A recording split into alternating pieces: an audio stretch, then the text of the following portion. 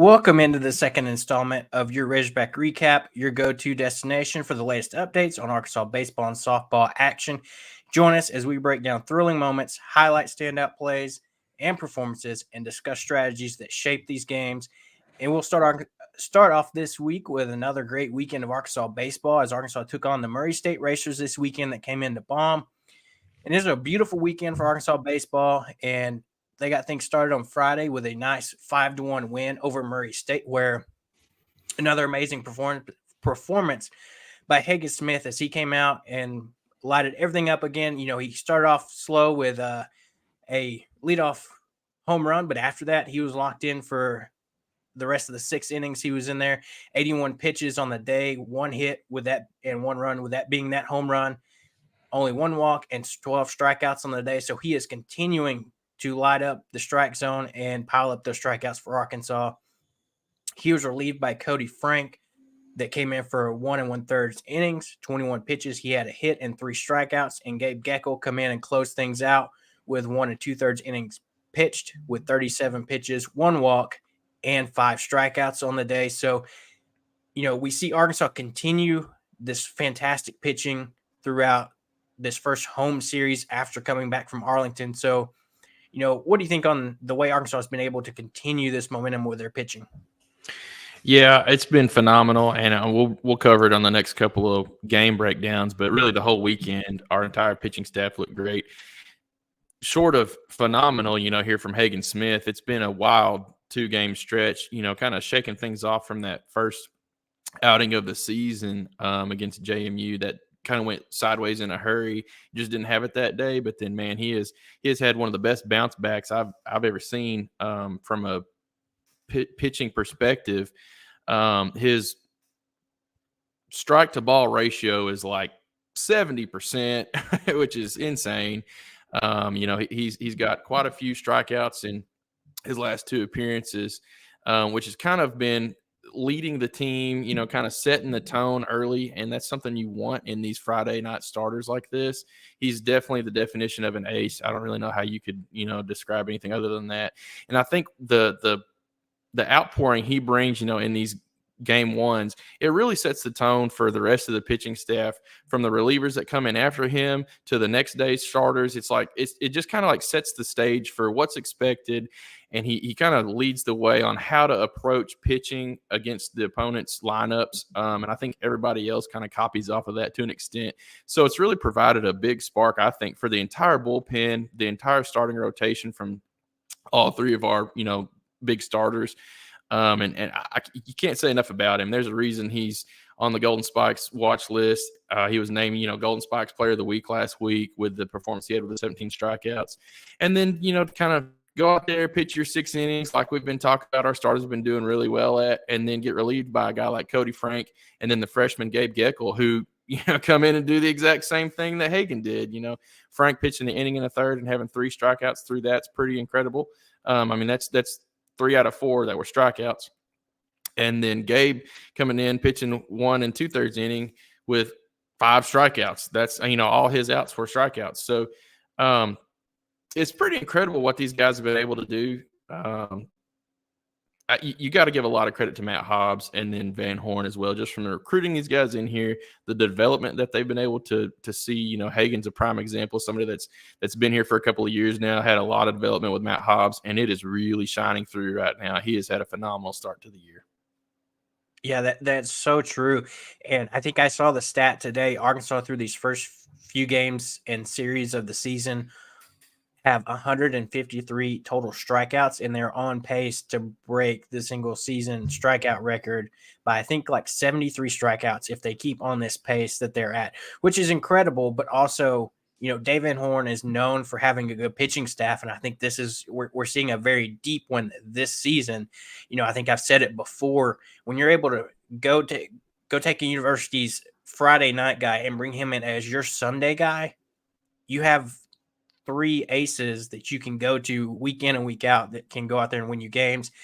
And with this team's average ERA sitting around 2, you're not having to deal with a lot of offense. And if our offense can keep this momentum it found early in the week against Grambling, a good momentum building game where you can, it's a team that you should beat pretty handily.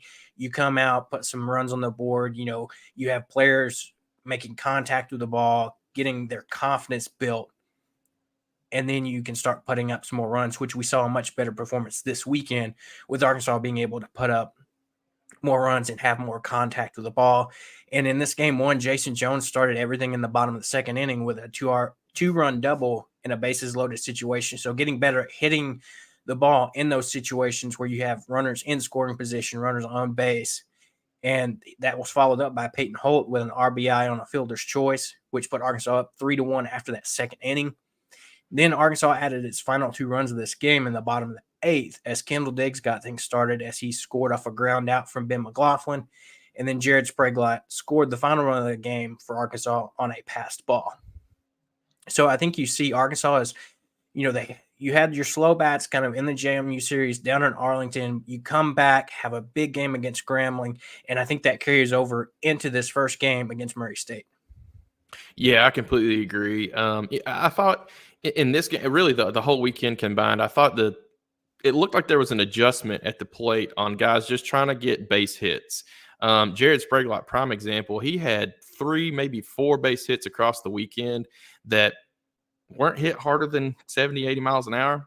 They were just positioned well. He was hitting good against the shift, dropping down a couple of bunts for singles. It just seemed like he was doing all the little things right. That's what you got to have to get guys on base. And obviously he was able to come all the way around and score on a pass ball.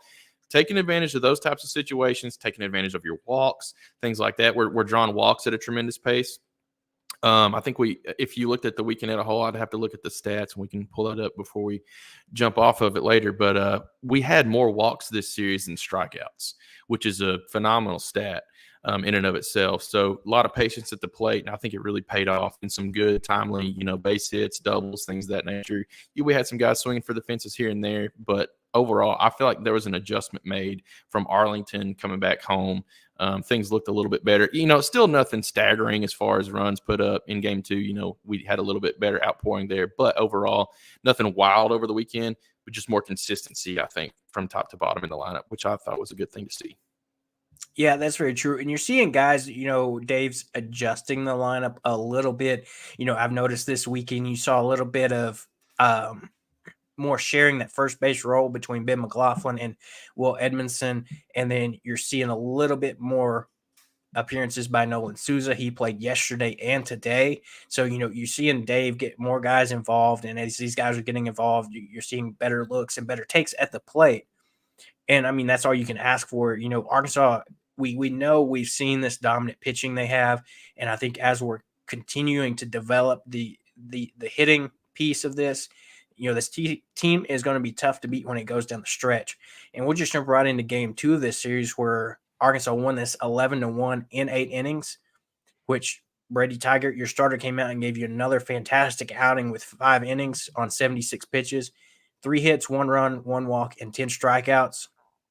So between these first 2 games, your starters have 22 strikeouts in this series. I mean, it's just incredible how hot our pitching is right now. And then you had Will McIntyre come in for 2 additional innings, 16 pitches, 2 strikeouts. And then Cooper Dossett, a name you haven't heard much this season, but he was getting some playing time in this game, came in for the final inning, 10 pitches, 2 strikeouts, real quick. So another great start to the second game of the series, pitching-wise. Yeah, no doubt about it. And this was actually a really good game. If I remember right, it was a shutout until that 8th inning, I believe it was. So overall, good pitching, good defense behind the pitchers as well. I think I've been talking about Spraglott a lot. I thought he did so many good things this weekend. Cleaned up some of the errors that he had from down there in Arlington. Looked a lot better. Fielding, hit the ball well. I think he had quite a few clutch plays for us there in that hot corner at third base that could have easily been, errant throws or misplayed balls. He was doing well playing the hops correctly. So I saw an improvement from him, with no errors there. And so that's one thing that you got to praise those guys for. And if you have, improved fielding play and solid fielding play all around behind the pitching staff that we've got, it's like we've said kind of earlier on in the weeks, you've only got to score 3-4 runs to get the wins.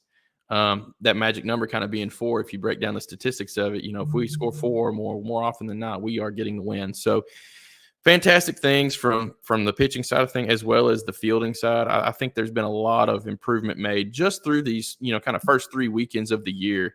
I've seen quite a bit of improvement from everybody involved, honestly.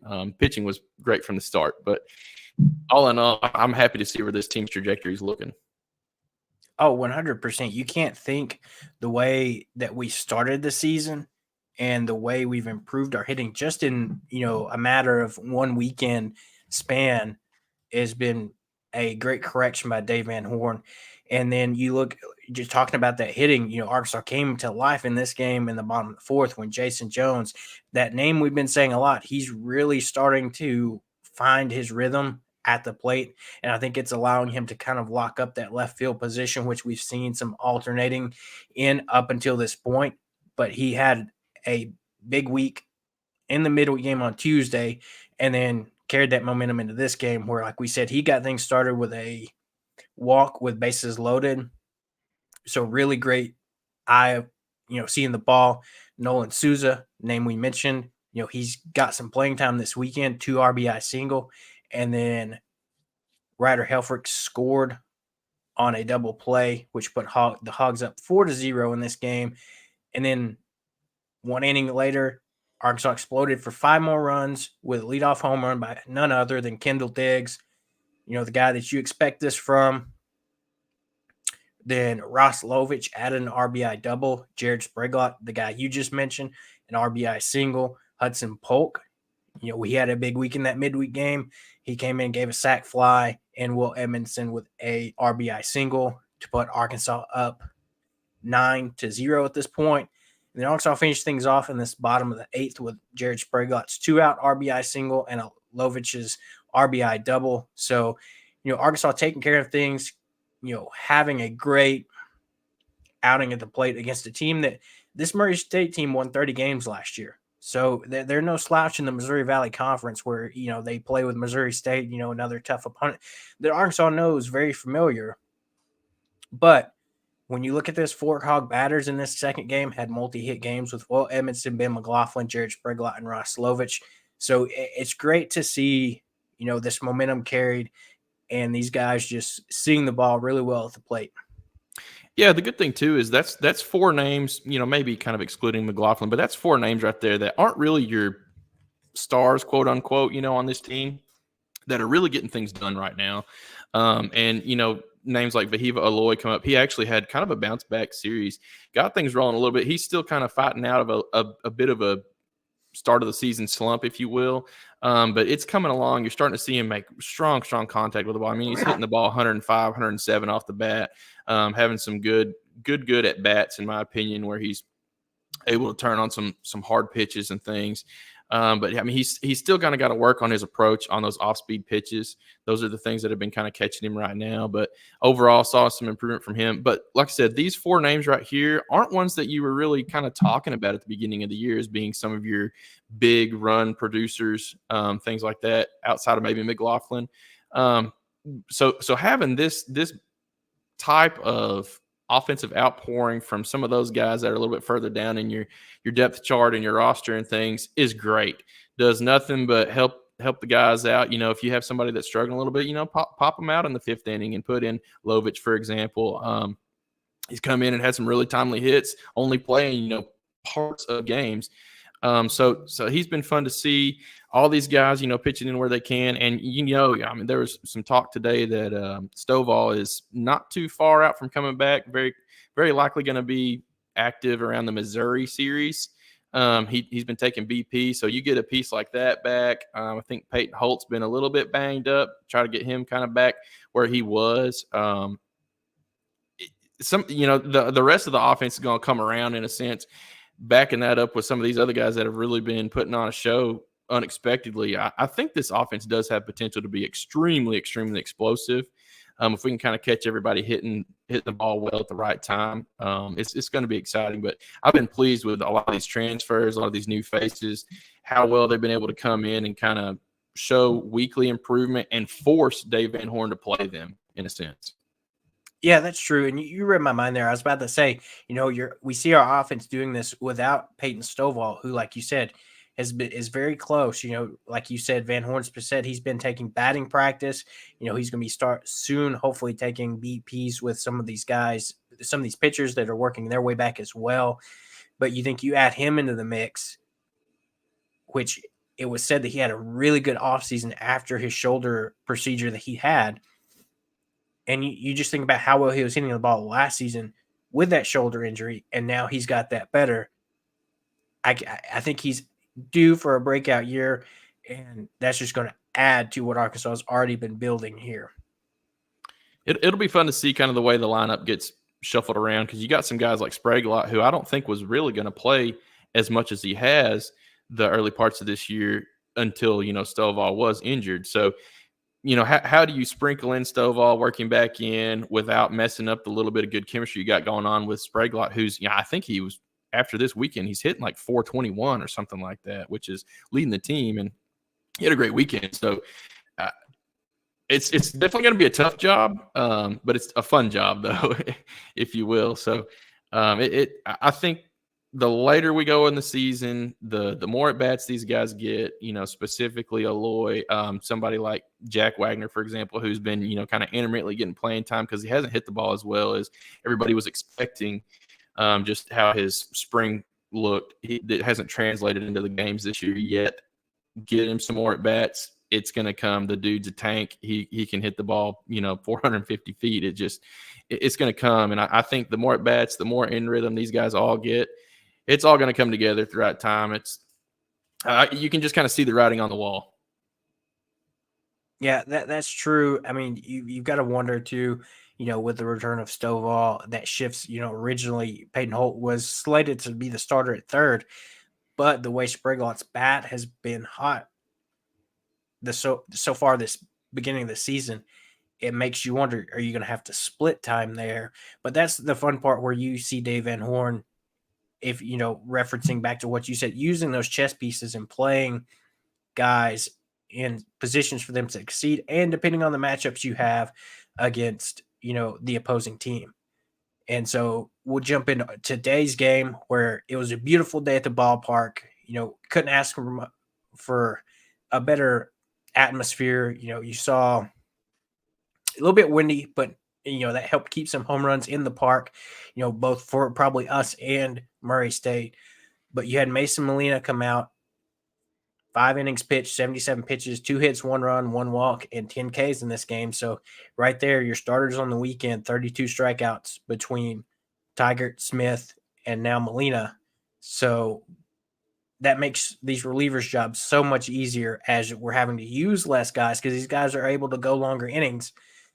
And then you had Gage Wood come in for a third of an inning, 23 pitches. He had 3 hits, 1 run, 1 K. So he struggled a little bit in this outing. He had a decent performance against JMU, but then in Arlington in this outing, he struggled a little bit, and he may be working to get his confidence back. We saw him last year come in and be a key piece down the stretch for Arkansas in a closing role with some injuries Arkansas had. I think he just needs to get back to that point where he's really feeling himself, and you got to like what he did last year, and hopefully we can see that Gage Wood back. And then Will McIntyre, the steady guy you can always count on, to whether it be a start, a closing role, a long relief. 3 2/3 innings in this game, 43 pitches, very efficient, 3 hits, 1 run, 5 strikeouts on the day. So 16 in this game alone. As we said, 153, I believe, was on the season. I mean, you can't ask for, like we've said, a better start of that. It's hard to keep coming back to that point, but it's just amazing what this pitching staff is doing right now. And then on the flip side of that, you have, like we said, Nolan Souza. He had himself a great game today, where he got things started and had his first Razorback home run on a solo shot today. And then he followed that up with a 2 RBI single as well. So he finished the day 2 for 4 with 3 RBIs, which is fantastic. You see the freshman really contributing at that second base spot. I think he has the ability to play some other positions as well. So we'll be interested to see, once we said, like we said, once Stovall returns, he's going to be your probably go-to second base starter. And Souza may be the guy that you see in midweek games, giving Stovall a break. Or if, he keeps this hot bat up, you may find him out somewhere else, whether it be in the outfield, rotating in and up at, I think he's maybe played some first or third. You just got to get the hot guys in the lineup at the moment. And then you mentioned Aloy, he's been getting good contact to the ball. Just unfortunately, their pop-ups or line-outs, things of that nature. He finished today 1 for 3 with a walk. So I think Dave moving him out of that cleanup spot really took a lot of pressure off him and is allowing him to maybe feel a little bit more confident about the bat instead of, that cleanup spot where, you got 2 or 3 guys on and it's time to bring guys home. I think moving him out of that spot, allows him to focus more on doing what he knows how to do. Yeah, he just has to slow down. I think that's really what it boils down to, is just kind of let the at bats come to him. Take more pitches potentially. He is an aggressive hitter. You see him swinging at a lot of first pitch strikes, which isn't a bad thing. I actually like it when a lot of players do that. But I think that's one thing he does need to maybe intentionally coach himself out of, at least early part of this season, just to see more pitches, get more used to reading the spin of those breaking balls and things like that. Because like I said, that's one thing that has been kind of plaguing him a little bit, is he's chasing some of those down and away breaking balls. He's trying to reach for those. And he's even trying to pull some of those pitches where you'd want to try to push those if possible. And so maybe a little bit of a different approach at the plate. He's shown it, off and on, and had some better at bats, I think, especially in this series.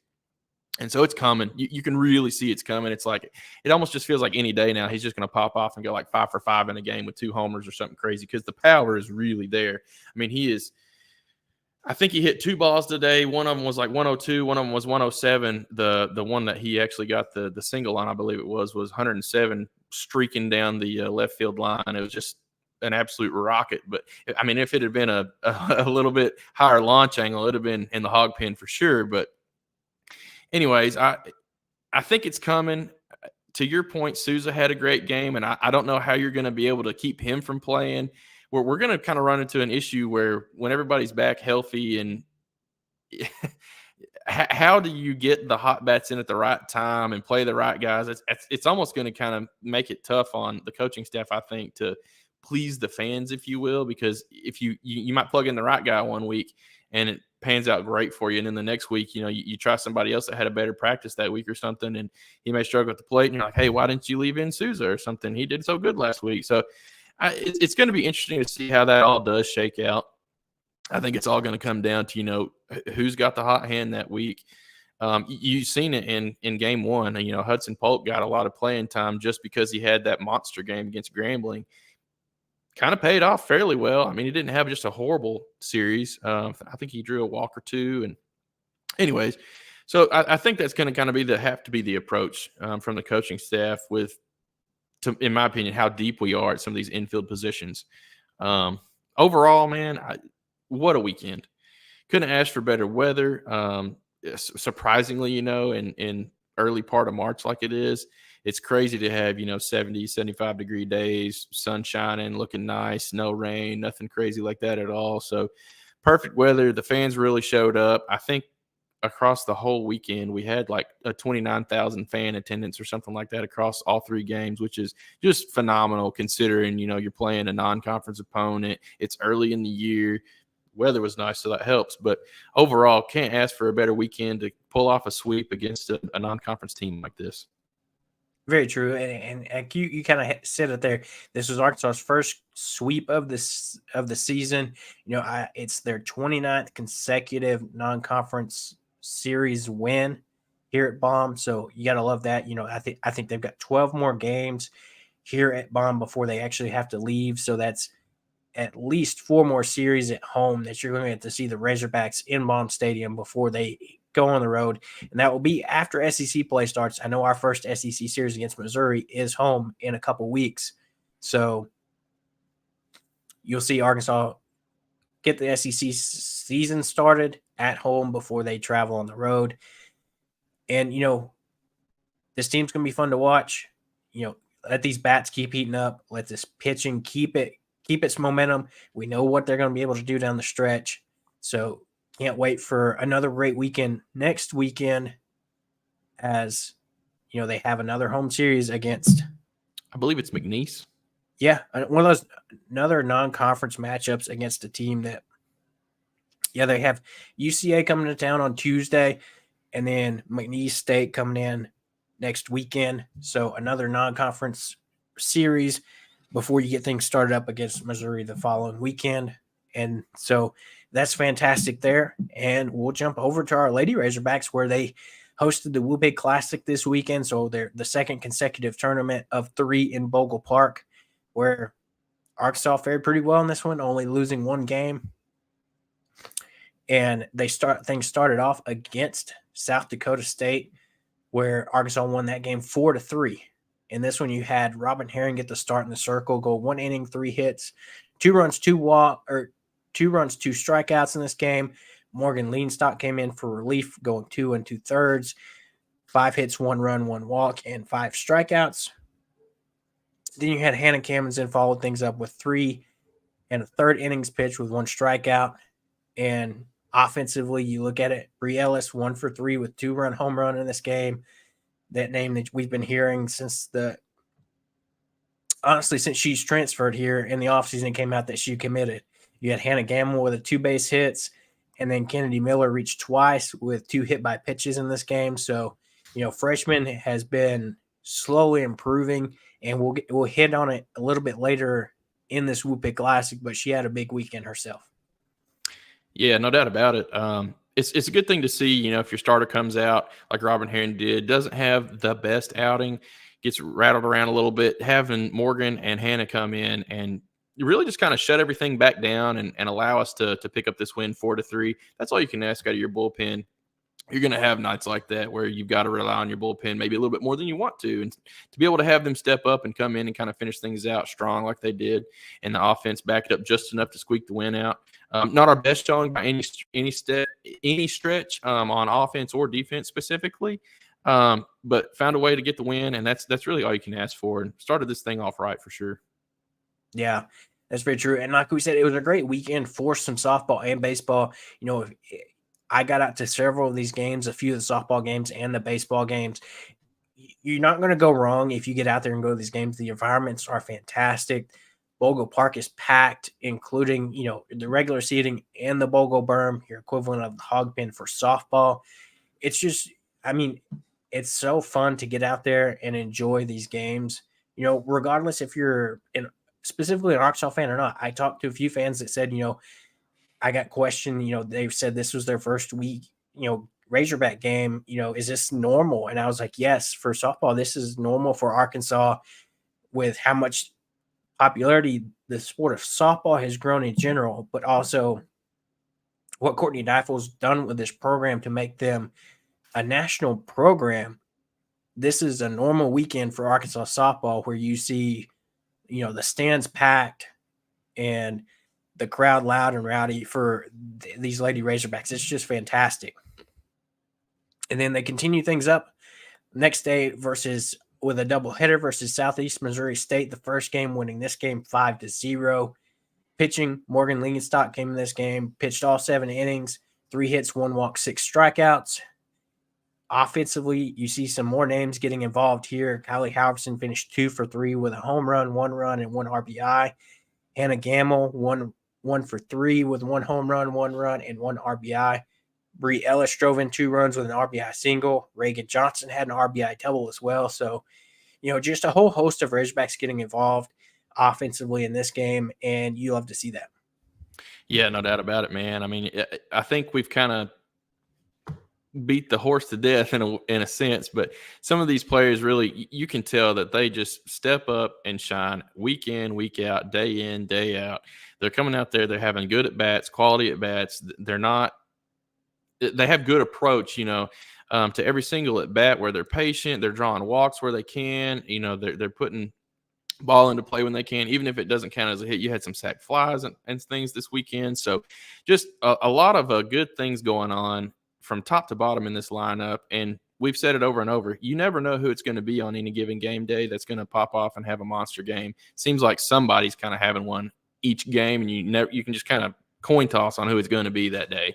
But it makes it for a very exciting game environment, kind of having that type of offense that can explode at any given moment. It makes all the fans kind of almost sit on the edge of their seat, just waiting for that one big hit that gets everything going. You can't ask for more than that. It makes the environment so fun to be in. You spoke to that a minute ago.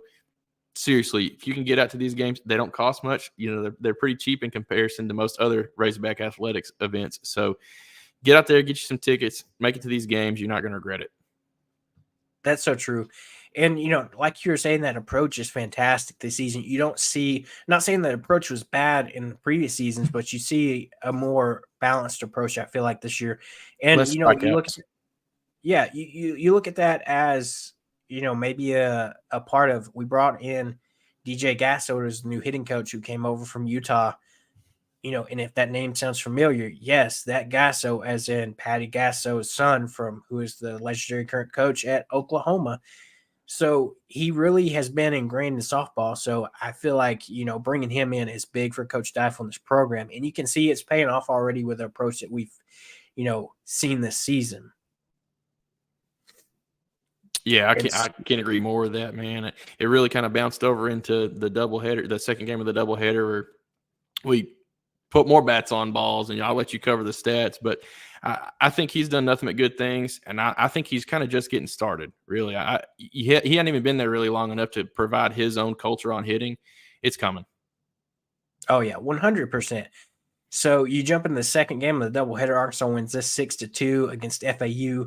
Our team Arkansas's already seen before, as we mentioned it. They played them in the Boca Raton Classic to open the season, where they got the win down there as well. Robin Heron came out, pitched the full 7 innings in this game, 3 hits, 2 runs, 5 walks, 4 strikeouts. She pitched her second complete game of the season. Arkansas offensively had 9 hits in this game with 3 home runs. And that's where, like we said, you see different people stepping up as the season goes. And I think the most development you've seen this season so far has been your freshman catcher, Kennedy Miller. She had her first multi-home run outing in this game with 2. She finished 2 for 3 with 2 runs scored and 3 RBIs. So that is fantastic, to get somebody in that has that kind of power behind the plate. And it kind of lets, we saw last year, Lauren comes in, play at that catcher role most of last season, but now she's able to, revert back to her really shortstop type of role after bringing in a true catcher that also clearly can hit the ball pretty well. Also in this game, who else other than Bree Ellis finished the game with a solo shot in the first? Hannah Cammon's in. Also, other than being in the circle, she could come out and hit the ball as well. Finished with a career best 3 for 3 with her first career triple, an RBI, and a run scored. I don't know how you can ask for any more offense explosion. It didn't result in as many runs as you might would have expected. I think that's something we could have maybe done a little bit better on, getting more players on base, drawing a few more walks, things like that, for some of these home runs and stuff, to maybe have a few more crooked number innings. But overall, you can't beat a 6-2 win. And we really did hit the ball well in this game. It's definitely, it's very similar to like the baseball team, where you're seeing some incremental improvements as these weekends kind of come and go, of the approach we have at the plate. It's resulting in more hits, some timelier hitting, especially against some of these better teams and things. And that's all you can ask for, is just to see that incremental growth. Kennedy Miller, prime example of that. So great game overall. Couldn't ask for a better win. And then it's good to see Robin Heron kind of get that bounce back and be able to go the full game in this one, considering she had a little bit of a rough start in the previous day. Yeah, that's fantastic. And then as Arkansas kind of finished things out here, yesterday's game, they played one game yesterday. And unfortunately, this was the game they fell in this weekend against South Dakota State. So they kind of got some revenge after, that first day we got the win there. They won this game 7-3. So not Arkansas's best day at the plate or pitching. Every team's going to have an off day like this, and this just happened to be Arkansas's. You saw a handful of pitchers in this game where Arkansas uses 1, maybe 2. Hannah Camden got things started. in the circle, going 1 1/3 innings, 2 hits, 3 runs, 4 walks. So, Coach Dive was able to easily recognize this wasn't her day so far. Replaced her with Nikki McGaffin, who came in for one. Not even a single batter had a hit. Was replaced by Robin Heron, who pitched 2 2/3, 3 hits, 3 runs, 4 strikeouts. Morgan Leanstock came in to finish things up with a final 3 innings, allowing 2 hits, 1 run, 1 walk, and 4 strikeouts. Offensively in this game, it just, like we said, wasn't Arkansas's day really, with them struggling at the plate. When you go down, your box score looking at who maybe had the best day, you had Reagan Johnson go 2 for 4 with an RBI. Hannah Camden went 1 for 4 with an RBI. You had Bree Ellis go 2 for 4 with an RBI. But, you're getting 3 runs batted in. Other than that, we're able to get players on base, but we just weren't, unfortunately, able to drive them in this game. Yeah, and that happens. We've seen that, kind of on the baseball diamond. You see it from time to time on the softball diamond, where you are able to kind of pick up those walks, get your players on base with a single or a double or whatever, but you can't follow that up with consecutive hits. And that is what it takes, when you're playing that small ball approach, which is how you win games, frankly. I mean, you can win games with a long ball, but you can't always depend on that. But just being able to string together consecutive hits is sometimes it's elusive. Some games it just seems like they come in bunches, and you'll have 2 outs, and then you'll somehow it's like boom, you just went through your entire lineup, and you're back to whoever started out the inning, and you've scored 7 runs. We've seen that from time to time. And sometimes it just doesn't fall like that. So, unfortunately, kind of a tough loss. Giving up 7 runs isn't our best pitching outing either. So, kind of a tale of two halves there from the offense and the defense side of things. But got to shake that one off. Don't let it get to you and bounce back. And that's exactly what they did. Yeah, that's very true. They were able, like Seth said, they bounced back today when they played Southeast Missouri State, finishing up the game here. They took extra innings to win this game today. They won 6-5, where they took 8 innings here. It was 5-5 at the bottom of the 7th. Arkansas could just not convert to get that winning run across the plate. So into extras we went, and in this game you see Nikki McGaffin started in the circle, going 2/3 of an inning, allowing 1 hit, 3 runs, 2 walks, and with 5 batters faced, 18 pitches. So didn't let her go long after, allowing 3 runs to be scored. Morgan Leanstock came in for an inning. She had 4 hits, 2 runs with no strikeouts. So, another one of those. Pitching was struggling a little bit. But who else do you bring in other than your steady ace right now, Robin Heron, for the final 6 1/3 innings, only allowing 2 hits, only allowing 2 walks, 7 strikeouts through the rest of this game. So she's kind of able to come in and silence those Southeast Missouri hitters and allow Arkansas to put itself in a position to come back and tie this game and push it into extras, where this is a game where you saw Reagan Johnson come in, go 2 for 4 at the plate, RBI, scored a run. You had Bree Ellis 2 for 4 at the plate with 1 RBI. You see some of these players coming in and contributing, helping get the win. And I think that just shows, the bounce back mentality that this team can have. After losing a game yesterday that, where things just weren't going your way, bouncing back and getting the big win to finish things up on the weekend. Yeah, no doubt. That's exactly my thought too. I think Robin Heron really kind of put the team on her shoulders in the latter part of this game, because it didn't start out great, but that mentality of kind of bouncing back and shaking things off, I really think it did kind of come through. Had enough timely hitting, which we unfortunately didn't have in the previous day against South Dakota State. So a lot of good things kind of went our way in this game. That's exactly what we talked about. You're going to have days where it bounces your way and days where it doesn't. And it's a good thing to see us come out, compete, and never really let this game go, even though we did get down. That was the one thing that I was glad to see, that they still fought, chipped away, and then found a way to actually win this one in extras. So fantastic round out of the overall weekend to kind of finish one in a dramatic fashion like that. But overall, I think you can't ask for a better weekend for softball and baseball from both of these teams for the Razorbacks. It's just the weather was perfect, the games were perfect, the fan experience is perfect. It's hard to ask for more than what we get as fans. So don't take it for granted and enjoy these games when they happen. And unfortunately, baseball season doesn't last all year. It's my only complaint. Yeah, that's true.